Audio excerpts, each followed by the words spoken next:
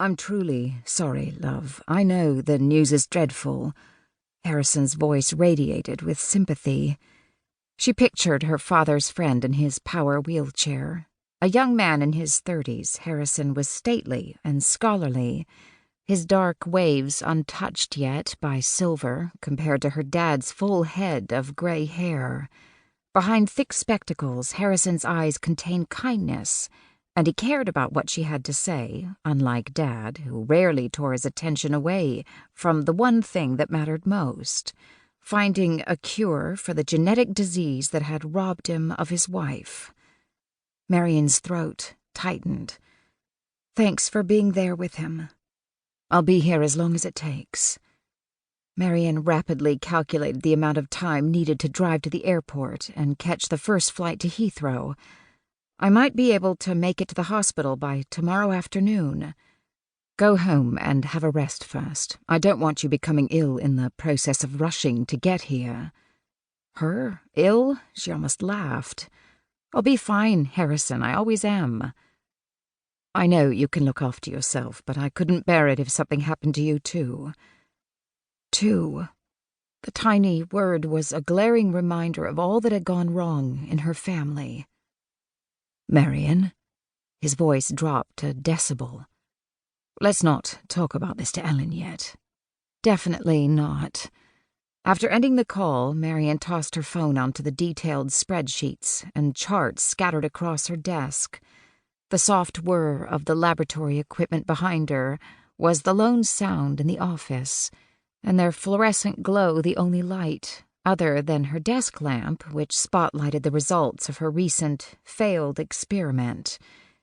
Harrison had no cause to worry about her getting sick. She'd won the lottery and inherited the good genes in the family. Ahead, the screensaver on her laptop displayed a gorgeous, blonde-haired, blue-eyed woman with a whitened orthodontist smile, a picture of perfection. But pictures were deceptive. They never told the true story. They couldn't reveal that underneath the beautiful exterior, Ellen was on the fast track toward death, that tumors were growing somewhere in her body again. If she didn't die of inoperable cysts in the brain like their mom, she'd likely die from cysts elsewhere in her body. At 26, Ellen was 2 years younger than Marian, but had already suffered more than most people did in a lifetime. It wasn't a matter if Ellen would end up hospitalized again. It was only a matter of when. It's not fair, God. Marian whispered the same prayer she had 1,000 times since the fateful day when the blood test revealed that Ellen had inherited the anomaly from their mom, and Marian hadn't. Ellen doesn't deserve it. If either of them had to get stuck with VHL, von Hippel-Lindau syndrome, Marian should have been the one with the mutated gene. Ellen had so much more to give the world. More love, compassion, kindness, laughter, and beauty. What did Marian have to offer, other than her frantic race to find a cure for VHL? Oh, Ellen. Frustration clamored inside, looking helplessly for a release.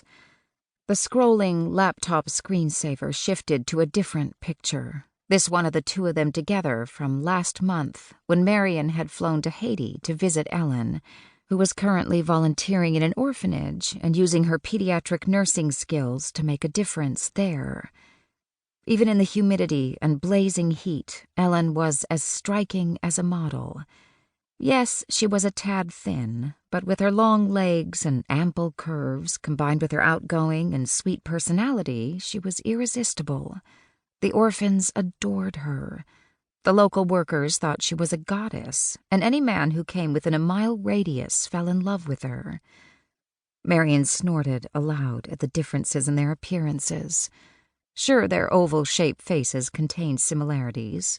Narrow chins and prominent cheekbones, and they both had long lashes framing upturned eyes. But compared to Ellen's tanned face, Marian's complexion was pale, making her brown eyes too dark and brooding. Ellen had pulled her hair back into a messy bun, managing to look stylish and casual at the same time. Although Marian had